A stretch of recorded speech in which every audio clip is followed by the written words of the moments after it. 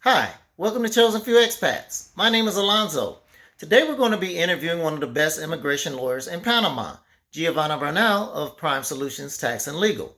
Giovanna has a distinction of being recognized by U Global Immigration as a verified immigration professional. She's going to cover for us here several different options for visas and residency in Panama, including a couple of options that are available for people maybe who don't qualify for the pensionado visa or who don't want to make the investment of $200,000 for a property or in a bank CD. She has a couple of options that she's going to discuss, and which we also cover in greater detail in our Panama relocation online course. So if you're interested in that, you can scan the QR code that is on your screen. You can also go to our website, which is PanamaRelocationOnlineCourses.com, and follow the icon there for online course, and then get the information as far as enrollment for the course. So what the course is going to give you, I know the graphic here says 40 lessons, but we're now up to 50 videos, so it's 50 instructional videos all about Panama, a lot of information, much of which you're not going to find on YouTube, on our channel, or anybody else's. These are things that go into a deep, deep level of detail concerning Panama's geography, its people, the culture, its government structure, the economy, economic stability, and the data and everything that is behind that. It is in a structured environment that we just cannot really set up here for you on YouTube, a structured classroom environment where we can take our time and where we can convey a lot more information. And also, we have a lot of checklists that start from up to 2 years prior to your move in terms of a step by step actions that you need to take when you're preparing to move to Panama. All of these things are going to help save you a lot of money, and it's going to help save you a lot of stress and anxiety. So if you're interested, scan the QR code that is on your screen. Also, if you're interested in a free consultation with Giovanna, you can scan that QR code that was also on your screen. With that, here's our interview with Giovanna Bernal. You all enjoy. Today we have with us a guest who is an accountant and a lawyer, the founding partner of Prime Solutions Tax and Legal. Let's welcome Giovanna Bernal to the show. Hi, Hi, Giovanna. Thanks for joining Alonso. us. Hello, very nice. Thank you for this invitation. Thank you for taking the time to join us. I know things are always very, very busy with you, so we appreciate your time today. And My pleasure. we're not going to waste any of it, so we're just going to get right into it.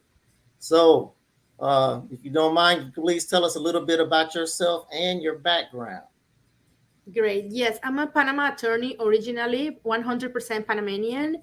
I study law, but I also study accountant. So I have a degree in accounting. I'm a CPA, and I'm a founding partner of Prime Solutions Tax and Legal, which is a firm, a boutique firm with 10 people that offers legal services, immigration. We basically assist expats that wants to relocate in Panama with the permits, immigration, and also if they want to set up a company, we also review the rental agreements and assist on purchase of properties. And if also assist companies that wants to set up in Panama with the accounting and the taxes.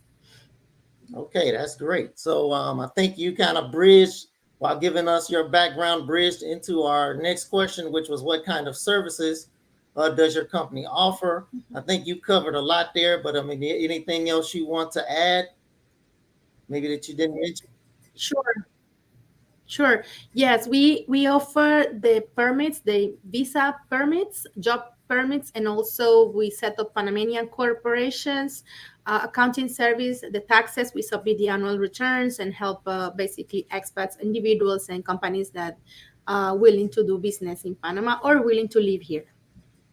Okay, that's great. Mhm. So I know that most of the folks who are watching this interview are going to have interest in the immigration and residency visa portion of that. So with that, I want to get into maybe the pensionado visa.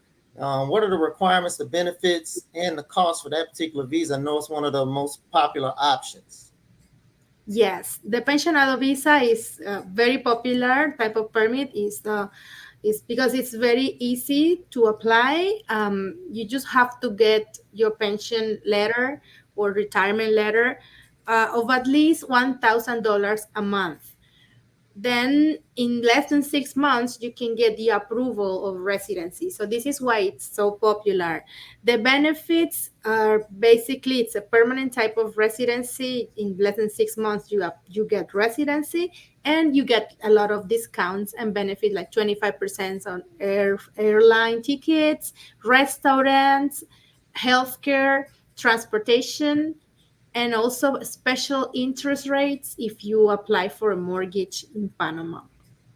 The cost it starts from $1,500, and then can go up depending on how many dependents you include, like husband and wife, or even your children, as long as they are up to 25 years old, or your parents if they depend on you.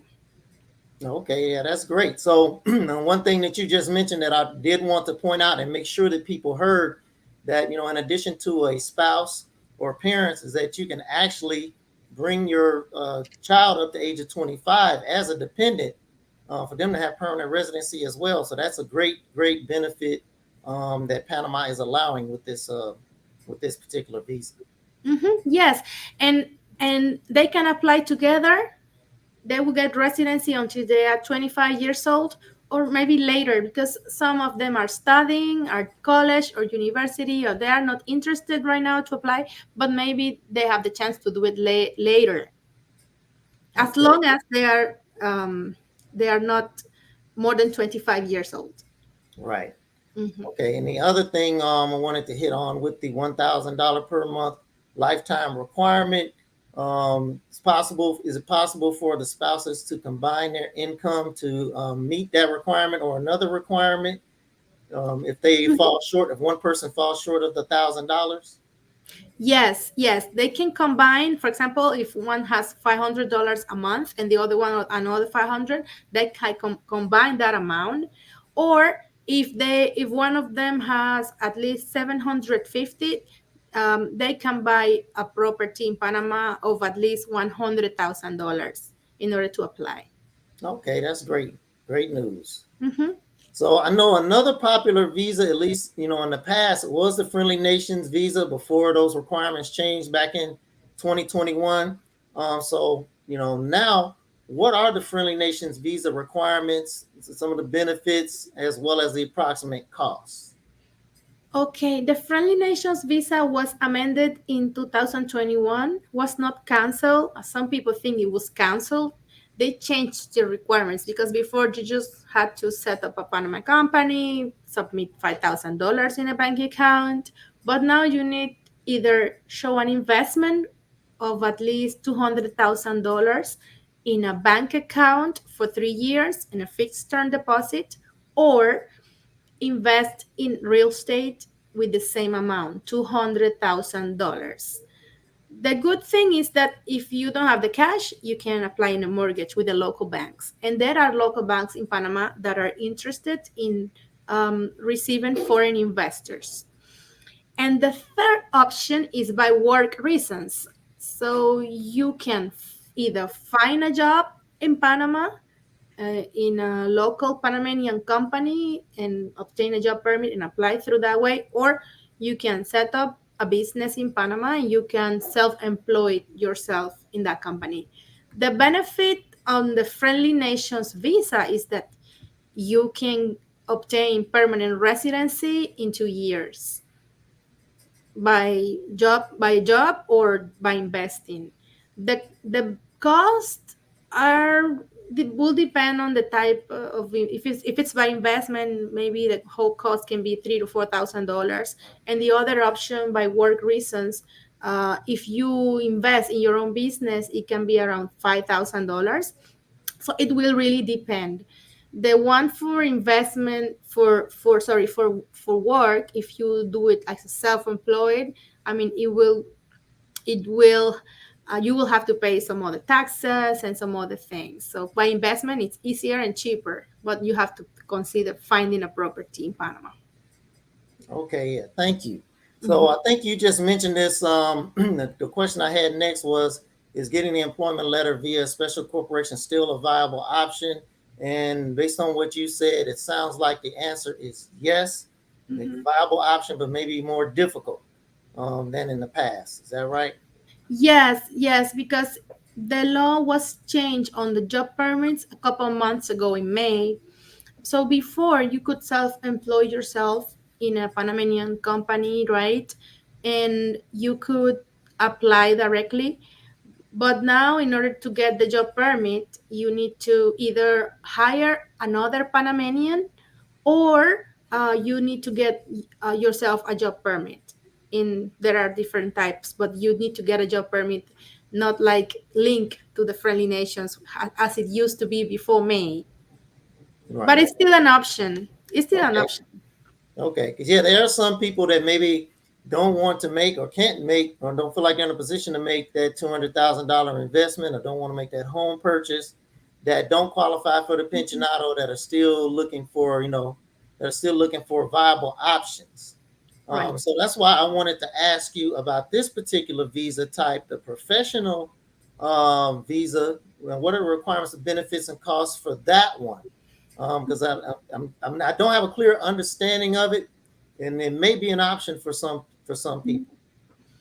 Yes, definitely. The professional visa is not so common. The reason behind is because you need to submit your title, bachelor degree, your transcripts, and the study plan.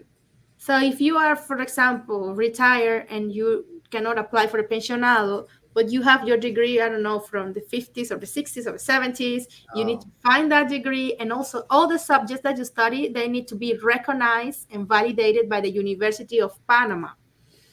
So if you have the degree and you have the transcripts and you have the study plan, like all the plan, with all the subjects and everything, the syllabus, you could apply.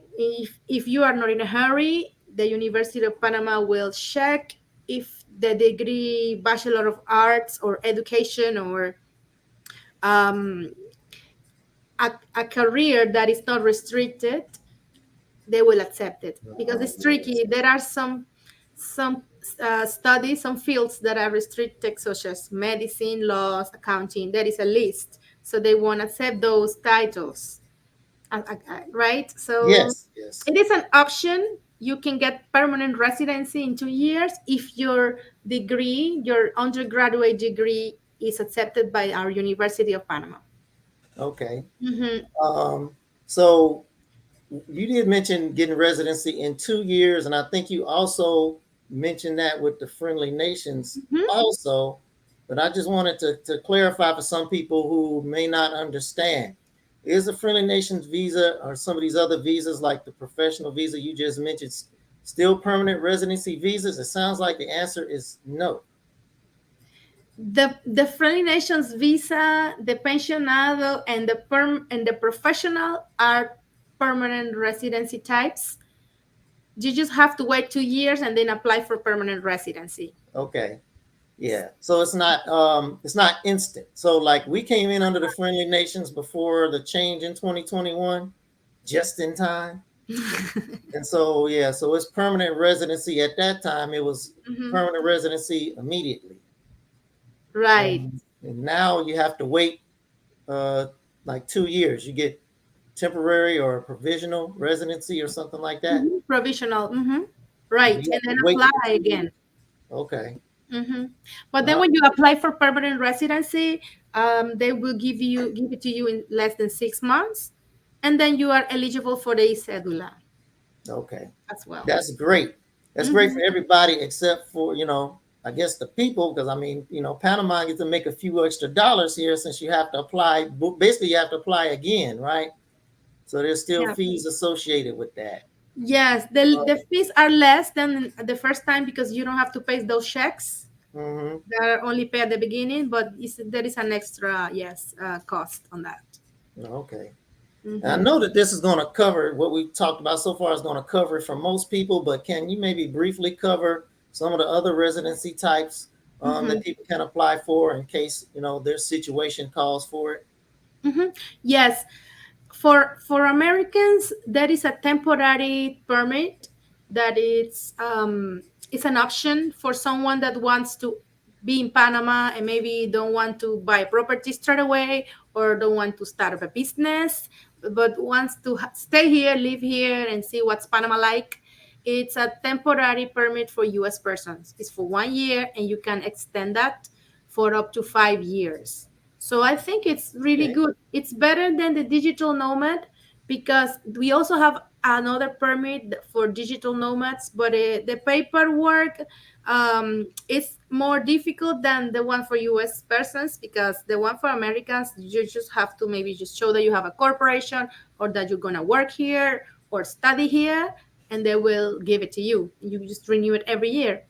The digital nomad is another option. It's only for 9 months. So I think it's for someone that wants to be in Panama just for a short time and then renew it for another extra 9 months. As long as you have a salary of $3,600 minimum, or you have an income that is more than $36,000 in a year. Okay. Yeah, so it will depend on your plans, but Mhm. I'm finding this temporary option for US citizens a good option for people that wants to see, young people that cannot apply for pensionado or that doesn't want to apply for the permanent type of options. That's an excellent option, and this at this moment right here is the first time I've ever heard of it. So, thank you so much for Yes, presenting that as an option for us here. it is. I'm sure many people will be excited to hear about and jump on that one and contact you regarding that one. So let's just say if someone has decided to apply for residency in Panama, then how far ahead of their trip do they need to have their documents in hand, like their FBI report and or marriage license or whatever other documents are required? Oh, that's a very good question. Yes. It is very important before arriving in Panama to bring the original documents. They need authentication, legalization with the apostille or by the several Panamanian consulates in the US or in any country in the world that has a Panamanian consulate. And how far? They're valid for 6 months. So you have to submit the application and make a travel. You're arrange to come to Panama within those 6 months. Okay. And the other question that I should have asked you on top of that one is, okay, say the person has their documents in hand, then how far ahead of their trip, say if you're working with them, how far ahead of their trip do you need to have the documents, or at what point do you review the Mhm. documents? Well, when we send the quote and the information, we can start receiving information as soon as possible. That is a process where we review the documents, make sure everything is complete, and they're ready to schedule a flight to Panama. So anyone can plan. The only thing is just make sure that we are not on a carnival or on the holidays or November, which is quite busy. I mean, November is just 1 week, but the rest is okay. We don't have so many holidays, but just take that into consideration. Yeah. Actually, my first trip to Panama was in November, and at the time I had no idea, that Panama had basically 2 Independence Days and that there were a lot of holidays in November. And I just remember being just shocked by, the traffic. I was like, everybody said the traffic was so bad. I was like, it's not so bad, in the city, but it's probably because everybody was at the beaches uh, when I showed up for the holiday, and I didn't know any better. So, but yeah, that's good advice. You want to do that, and that kind Mhm. of lends itself to the next question. See, you didn't even know I was about to ask this, but how many days does a client need to be in Panama in order to apply for residency? Mhm. So, what you just mentioned, avoiding those types of holidays and festivals and stuff would be important in planning that. Right. And also to stay, I would recommend, it depends on the type of permit, but for those like pensionado and temporary permit, 1 week is enough.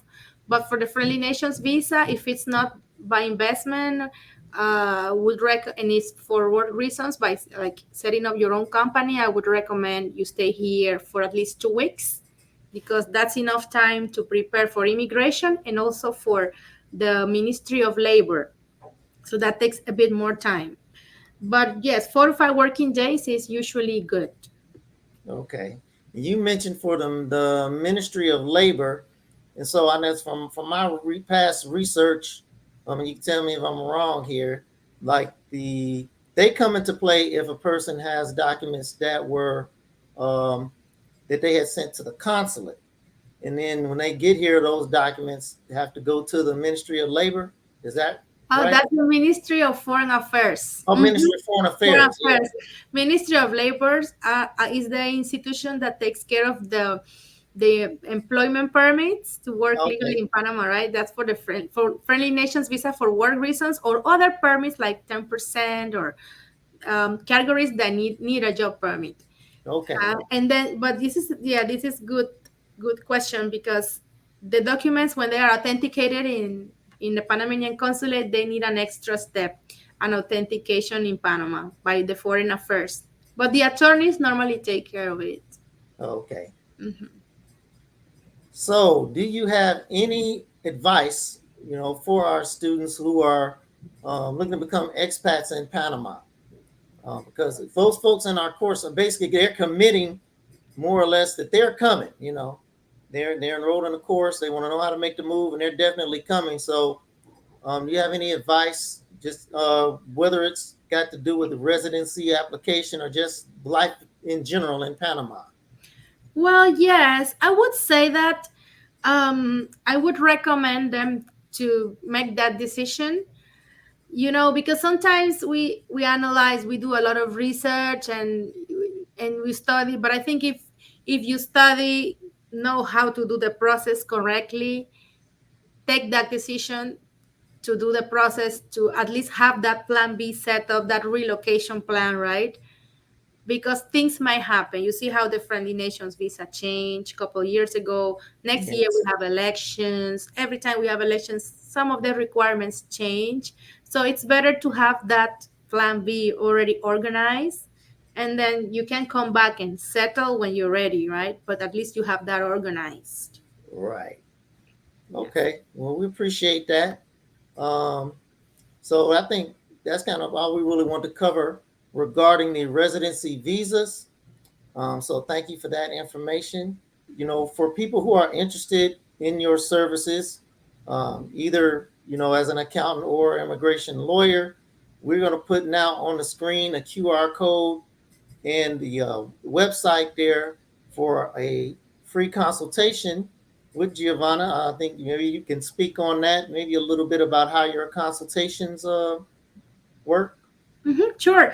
Yes, we offer complimentary consultation, and we have a link that I'm going to share here. And yes, please feel free to contact me if you have questions about getting the visas and those type of process. I will be very happy to help and assist in this process. Okay. Well, thanks very much for joining us today, Giovanna. We appreciate all of the information you provided, and we'll look forward to talking to you soon here, especially, how it works in Panama. Laws change all the time, so we may have to talk in a couple of months. Sure. Anytime. My pleasure to be here. Thank you for inviting me. Thank Thank you. you so much. Take care. You too. Te quiero a ti, a ti, a ti, a ti, a ti.